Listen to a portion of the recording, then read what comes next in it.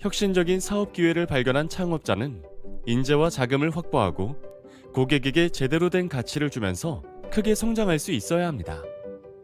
이를 위해 투자 유치를 하는 것이죠.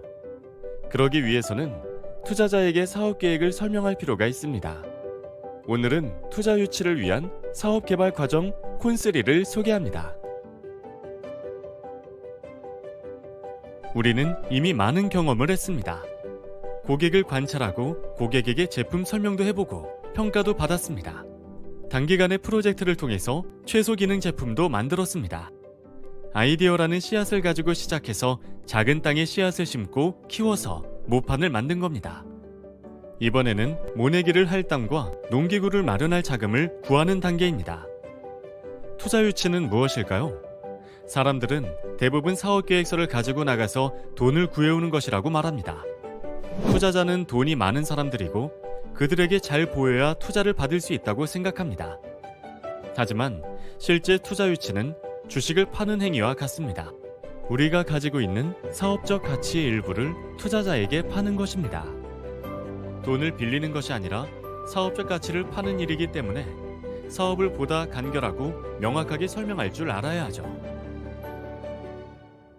따라서 투자 유치는 일종의 거래입니다. 거래 과정에서는 상대, 즉 투자자에 대해 잘 알아야 합니다. 거래 대상에 대한 정확한 이해는 성공적인 거래를 위해서 반드시 필요한 과정입니다. 우리의 투자자들은 데모데이를 통해서 좋은 창업가를 발견하고 그들이 제안하는 사업적 가치를 구매하려고 하는 구매자들입니다. 이에 반해 창업자는 사업 계획을 판매하는 판매자입니다. 계획을 판매하는 사람들인 것이죠. 누렇 계획은 벼로 가득 찬 황금 벌판을 만들겠다고 공언하면서 투자자에게 보여줄 것이 단지 씨앗뿐이라고 가정해 보겠습니다. 투자자 입장에서는 이것이 벽씨인지 보리씨인지 알 턱이 없습니다. 그러니 창업자는 모판 정도는 보여줘야 합니다. 내가 집에서 이걸 심고 정성껏 키웠더니 이만큼 자랐다. 이걸 모내기에서 잘 키우면 황금벌판을 만들 수 있다고 말할 정도여야 투자 유치를 위한 사업 계획이라 할 수 있습니다.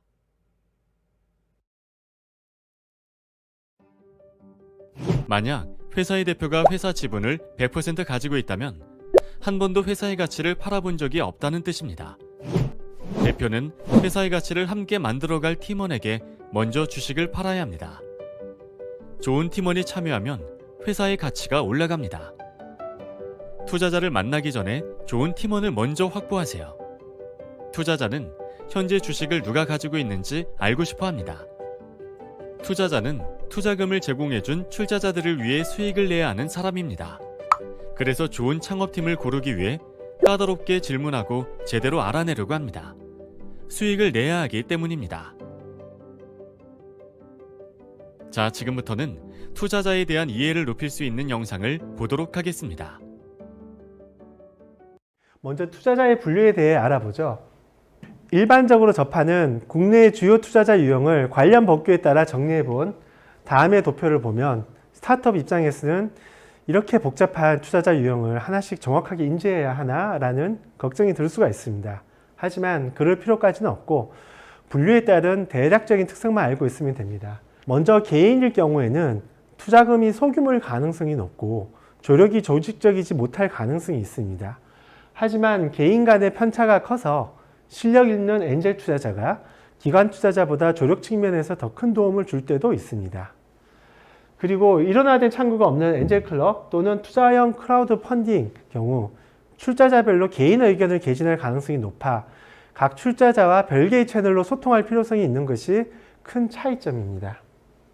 시드와 프리시리즈 A는 초기 투자자라고 볼 수 있는데 대다수의 스타트업은 2단계의 투자자로부터 첫 투자를 받을 것입니다. 투자 기준은 주로 팀의 역량과 비즈니스 모델의 가능성에 기반하죠. 시리즈 A와 시리즈 B는 중기 투자자라고 볼 수 있는데 투자 기준은 팀 외에도 검증된 비즈니스 모델과 서비스나 수익 모델의 지표를 보게 됩니다. 단계별 투자자 외에 재무적 투자자와 전략적 투자자의 차이점에 대해서도 알아볼 필요가 있습니다. 투자 목적이 서로 다른 부분이 있기 때문이죠. 재무적 투자자는 기업 성장에 따른 투자 수익이 주 목적입니다. 장점으로는 특정 기업과 이해관계가 없기 때문에 전략적 투자자에 비해 중립적이라는 점입니다. 그러면 투자자는 어떻게 운용할까요? GP, 제너럴 파트너는 업무 집행 조합원을 뜻하는데 펀드의 채무에 대해 무한 책임을 지는 조합원입니다. 투자 대상 발굴과 심사 및 전반적인 펀드 운영을 맡는 주체인 투자사가 여기에 해당됩니다. LP, 리미티드 파트너는 유한 책임 조합원을 뜻하는데 모텔 펀드와 같은 정책 자금이나 금융권, 일반 기업, 개인이 출자하면 LP가 됩니다. 국내에서 운영 기간은 보통 8년이 많으며 투자 기간은 전체 펀드 운용 기간의 절반 정도로 설정할 때가 많습니다. 즉, 운용 기간이 8년이면 투자 기간은 4년인 경우가 많죠. 나머지 4년은 사후 관리를 하게 됩니다. 먼저 투자자는 마치 스타트업이 투자 유치를 하듯 출자자를 구해야 합니다. 때론 출자자를 수년에 걸쳐 설득하기도 하죠. 한 투자사 대표가 스타트업이 10억 원 투자 유치하는 것보다 투자자가 10억 원 출자를 받는 것이 더욱 하늘의 별 따기 같습니다. 라고 이야기할 정도로 만만치 않습니다. 자금이 조달된 후에는 좋은 스타트업을 발굴하여 투자하고 조력 등 사후 관리를 통해 좋은 성과를 내려고 노력합니다. 펀드의 만기가 다가오면 청산하여 자금을 회수하고 수익을 분배하고 다시 자금을 조달하는 일을 반복하게 됩니다. 스타트업이 가장 많은 실수를 하는 것이 바로 엉뚱한 투자 단계의 투자자를 찾아가는 것입니다. 가끔 뒷단계의 투자자가 자신을 찾아온 스타트업을 앞단계의 투자자가 더 맞는 것 같다며 소개해주거나 혹은 그 반대의 경우도 있습니다. 우리 회사에 맞는 투자 단계의 투자자를 찾아가야죠. 그리고 만약 ICT 서비스를 하는 스타트업이 바이오 분야만 투자하는 투자자를 찾아간다면 이것 또한 곤란할 테고 그 반대도 곤란할 것입니다. 투자 분야가 맞는 투자자를 찾아가야만 합니다. 시간적 여유가 부족하면 투자 협상에 있어서 불리하기도 합니다. 이러한 기본적인 4가지 조건 외에 기타 우리 회사에 필요한 조력을 제공하고 투자 철학이 맞고 평판도 좋으면 이상적일 것입니다. 투자자를 만나는 채널 중 첫 번째는 콜드메일입니다. 콜드메일은 수신자를 직접 알지 못하는 상태에서 보내는 메일을 뜻하는데 시드 투자자를 비롯해 주로 일부 초기 투자자에 한정하여 의미 있는 채널입니다. 추가적인 미팅을 끌어내는 것을 주 목적으로 하는 것이 좋습니다. 그리고 정식으로 투자자에게 피칭하는 행사가 아니더라도 투자자를 만날 수 있는 기회는 많습니다. 투자자가 스타트업 관련 행사에 연사로 나오거나 토론회 패널로 참석할 수도 있고 아니면 컨퍼런스 등의 일반 청중으로 참가할 수도 있습니다. 이러한 행사장에서 우연히 투자자를 만날 때 적극적으로 기회를 활용하여 명함을 교환하고 1분 정도라도 엘리베이터 스피치를 할 수도 있습니다. 따라서 평소에 자신의 비즈니스 모델을 짧은 시간에 어필할 수 있는 내용을 미리 생각해 놓을 필요가 있습니다. 때론 PR을 활용해 관심 있는 투자자가 찾아오게 유도하는 간접적인 방법도 있습니다. 물론 간접적인 방법에만 의존하는 것은 바람직하지 않고 직접적인 방법과 병행해서 쓰는 것이 좋습니다. 투자자는 큰 혁신이 가능한 메가트렌드나 개인적으로 관심이 있는 분야를 미리 설정하고 관련 스타트업을 다양한 방법으로 탐색하고 발굴하는 경우도 있습니다. PR을 위해 보도자료를 배포하거나 인터뷰를 진행하여 스타트업 전문 미디어 등 언론에 노출될 수 있습니다. 오프라인 상으로는 스타트업 행사에 회사 부스를 오픈하여 투자자가 찾아오게 하는 것도 방법입니다. 감사합니다. 이제 예시를 통해 구체적인 사업계획서 작성법에 대해 알아보도록 하겠습니다. 성공적인 사업계획 발표를 위해서는 계획서를 먼저 작성해야 합니다. 참고하기 위해 에어비앤비의 사업계획서를 가져왔습니다. 에어비앤비는 전 세계 여행객들에게 여행지의 민간인 숙소를 예약할 수 있는 웹 플랫폼 서비스입니다. 사업 발표 자료의 첫 페이지를 볼까요? 제일 먼저 한 줄로 하고자 하는 사업을 설명할 수 있어야 합니다. 이 한 줄에는 차별성, 목표 시장, 사업 유형을 담습니다. 에어비앤비의 한 줄은 가정집 플러스 여행 숙소 예약 플러스 서비스입니다. 이 한 줄은 투자자 입장에서 사업의 전체 범위를 가장 짧은 시간에 파악할 수 있게 합니다. 두 번째는 문제 제기에 대한 항목입니다. 문제를 너무 많이 언급하기보다는 중요한 순서로 3가지 정도면 충분합니다. 에어비앤비 창업팀이 생각한 시장 문제는 다음과 같습니다. 여행자는 가격에 민감하다. 여행 경비 중 가장 많은 예산을 차지하는 것이 숙소이고, 따라서 여행객은 가능하면 좀 더 좋은 가격의 숙소를 찾게 된다는 의미입니다. 호텔에서는 그 지역의 문화를 경험할 수 없다.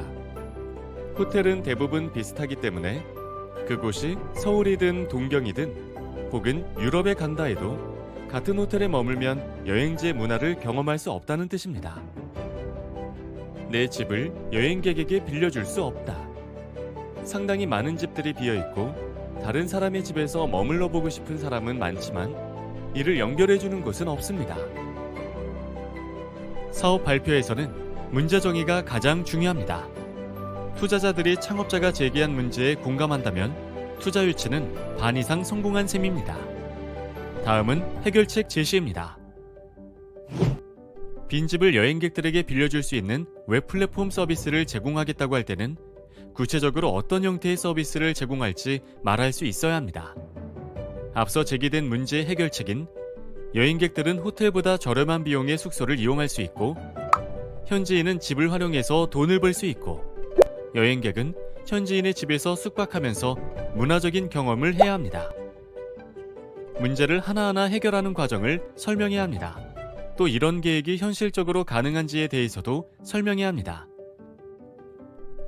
내 집을 전혀 모르는 여행객에게 빌려주는 걸 정말로 사람들이 원하는지, 모르는 사람이 숙소로 이용하면 위험하지는 않을지를 확인해야 하죠. 가장 좋은 방법은 가능하다는 증거를 시장에서 찾아서 제시하는 것입니다. 에어비앤비 팀은 카우치서핑닷컴이라는 비영리 숙박 공유 서비스를 예로 들었습니다. 보통 여행지에 친척집이 있다면 우리는 친척집에 신세를 집니다. 카우치서핑닷컴은 친척이 아닌 사람들끼리 서로 숙박을 공유하자고 비영리 단체가 만든 수수료 없는 사이트인데 가입자가 66만 명이었습니다. 자신의 집을 빌려주고 다른 사람의 집에서 자보겠다는 사람이 이처럼 많다는 걸 보여준 사례입니다. 또 다른 사례는 크레이글리스트닷컴이라는 지역 벼류시장 공유 사이트입니다. 이 사이트에서 최근 일주일 동안 단기로 집을 빌려주겠다고 등록한 집의 건수가 무려 5만 건에 달했습니다. 이 모든 게 숙박 공유 온라인 중개 플랫폼이 성공할 것이라는 주장에 힘을 싣는 내용들입니다. 그 다음은 이런 시장이 얼마나 크냐에 대해 설명할 차례입니다. 투자자는 당연히 크기가 큰 시장에 투자하고 싶어 합니다. 그래야 큰 돈을 벌 수 있으니까요. 투자자에게 가장 좋은 건 중장기적으로 증권시장에 상장이 될 수 있는 규모의 회사에 투자하는 것입니다. 에어비앤비 팀의 초기 목표 시장은 온라인으로 가정집 숙박을 예약하는 8,400만 명이었습니다. 이후 목표인 유효 시장은 온라인으로 숙박을 예약하는 5.6억 명이며 전체 시장은 온 오프라인 숙박 예약 시장 전체인 약 20억 명에 달했습니다. 실제 에어비앤비는 현재 호텔 사업에도 뛰어들어 전체 시장이 진입하는 단계에 도달하고 있습니다. 목표 시장을 설정한 다음에는 구체적인 웹 서비스 형태를 보여줍니다. 제품 소개 단계에서는 고객이 서비스를 이용하는 과정을 간략하게 설명합니다. 에어비앤비는 다른 사람의 집을 빌릴 때 여행자가 어떻게 하면 되는지를 보여주었습니다. 일단 현재 웹사이트를 열어 여행지를 검색한 다음 숙박 게시글을 확인하고 예약 후 결제하면 끝입니다. 사람들이 사이트에 들어와서 이런 방식으로 숙박 예약을 한다는 것을 보여주는 것이죠. 제품, 서비스를 소개했다면 그럼 이것으로 어떻게 돈을 벌지를 설명해야 합니다. 수익은 상품 판매, 회비, 중개 수수료, 광고비 등으로 구성됩니다. 에어비앤비는 숙박 예약 거래액의 10% 수수료를 여행객에게서 받는 비즈니스입니다. 에어비앤비는 사업을 하고 있었기 때문에 자신들의 실제 매출을 근거로 제시했습니다. 지금까지의 예약 서비스 통계를 토대로 매출을 산정했더니 사람들은 평균 3일을 자고 이에 대한 수수료를 계산하니 $25 정도였다는 내용이었습니다. 따라서 2011년 초기 목표 시장인 8,400만 명의 고객을 확보하게 된다면 매출이 $20억 될 것이라 예상했습니다. 실제 매출 근거 자료가 없더라도 창업자는 자신의 사업에서 어떻게 수익을 창출할 수 있을지 믿을 만한 근거를 제시해야 합니다. 서비스가 아무리 좋더라도 널리 알리지 못하면 성공하기 어렵습니다. TV 광고나 유명 연예인을 통해 광고를 하겠다는 건 전략이 아닙니다.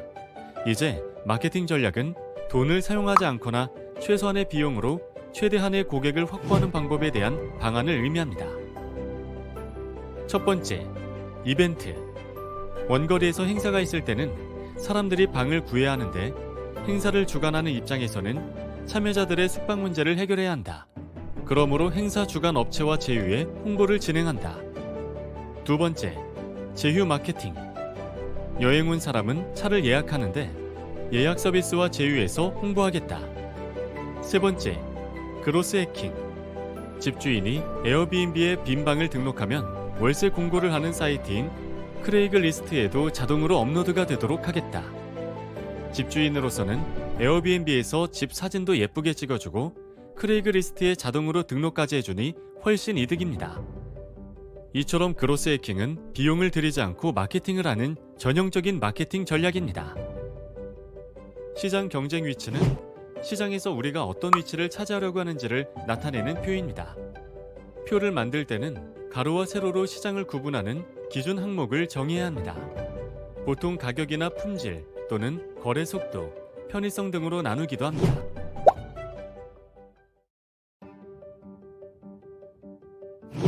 에어비앤비는 가격과 거래 유형으로 가로, 세로를 나눴습니다. 전체 숙박 예약 시장에서 에어비앤비는 가격이 저렴하고 온라인으로 거래할 수 있는 숙박 예약 서비스를 하겠다고 말이죠. 시장에서 자신의 위치를 정하는 것 자체가 전략입니다. 조심해야 할 것은 나는 세계 최초여서 경쟁자가 없습니다 라는 생각입니다. 자신이 세계 최초라고 생각한다면 시장을 아직 파악하지 못한 것으로 여겨집니다. 반드시 시장을 찾아서 자신의 위치를 정하도록 해야 합니다.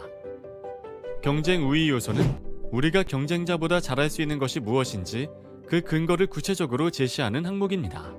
경쟁 우위 요소는 모든 경우에 잘한다고 말하기보다는 우리가 목표로 하는 시장에서 경쟁자보다 상대적으로 잘할 수 있는 영역에 대해 말해야 합니다. 경쟁자보다 디자인이나 기술이 우월하거나 경쟁자는 못하지만 우리만 할 수 있는 사업권이 있거나 경쟁자보다 많은 고객을 확보하고 있거나 경쟁자보다 고객이 신뢰하는 브랜드를 가지고 있을 경우를 말합니다. 에어비앤비는 우리는 현지인 집 숙박 예약 시장에서 1등이다. 집을 빌려주고 돈을 벌 수 있기에 비영리 사이트보다 낫다. 에어비앤비와 크레이글리스트에 동시에 올릴 수 있다. 사용자가 쉽게 이용할 수 있는 디자인을 구현했다. 집 정보를 찾기 쉽고 예약도 간편하다. 브랜드명이 기억하기 쉽고 직관적이고 디자인이 좋다 등을 경쟁 우위 요소로 설명했습니다. 다음으로는 지금의 창업팀에는 이 사업에 필요한 사람들이 다 모여 있다는 것을 보여줘야 합니다. 팀 구성은 매우 중요합니다. 사업 모델을 지속적으로 운영할 역할 분장이 되어 있어야 하고 최고가 아니더라도 각자 자신의 역할을 제대로 수행할 수 있어야 합니다. 야구팀에 투수와 포수가 없다면 투자를 유치하기 어려울 것입니다. 에어비앤비 자료에는 기획자와 디자이너, 프로그래머 등이 소개되어 있습니다. 대표이사보다는 기획자나 개발자처럼 팀에서의 역할로 팀원을 소개하는 편이 좋습니다. 경력이나 학력이 해당 사업과 관련성이 높으면 더 믿음이 갈 것입니다. 본 사업과 관련해서 창업팀이 해왔던 일들에 대한 내용을 적는 곳입니다. 수상 실적도 좋고 언론에 노출된 자료가 있으면 더 좋습니다. 객관적으로 우리 사업에 대한 신뢰를 구할 수 있는 자료는 다 좋습니다. 신뢰를 주기 위해 필요한 내용입니다. 이미 고객에게 서비스를 제공하고 있다면 고객의 후기를 있는 그대로 보여주는 것은 매우 크게 도움이 됩니다. 긍정적이든 부정적이든 고객 후기를 관리한다는 것 자체가 신뢰를 줄 수 있습니다. 서비스를 시작하기 전이라면 시장조사, 리서치 인터뷰 자료도 좋습니다. 단 한 가지, 과장된 자료는 피하셔야 합니다. 잘못하면 신뢰를 잃을 수 있기 때문입니다. 짧은 시간 동안 투자 심사자의 신뢰를 얻기 위해서는 실제 데이터에 근거한 정보를 제시해야 한다는 걸 잊지 말아야 합니다. 마지막으로 창업자는 자신이 필요로 하는 투자 금액을 말해야 합니다. 또 해당 투자금이 있으면 언제까지 무엇을 할 수 있는지를 약속해야 합니다. 회사 전체의 가치를 이야기할 필요는 없습니다. 아직은 협상 전이기 때문에 필요한 금액만 언급한 후 구체적인 조건은 이후에 설명하면 됩니다. 에어비앤비는 6억 원을 투자해주면 12개월 내에 20억 매출을 달성할 수 있다라고 구체적인 목표와 필요 자금을 말했습니다. 자, 이제부터는 에어비앤비의 사례를 참고해 성공적인 투자 유치를 위한 사업 계획서를 작성해 보겠습니다. 투자자는 포기하지 않고 고객에게 집중하는 스타트업을 선호한다는 사실을 잊지 마시기 바랍니다.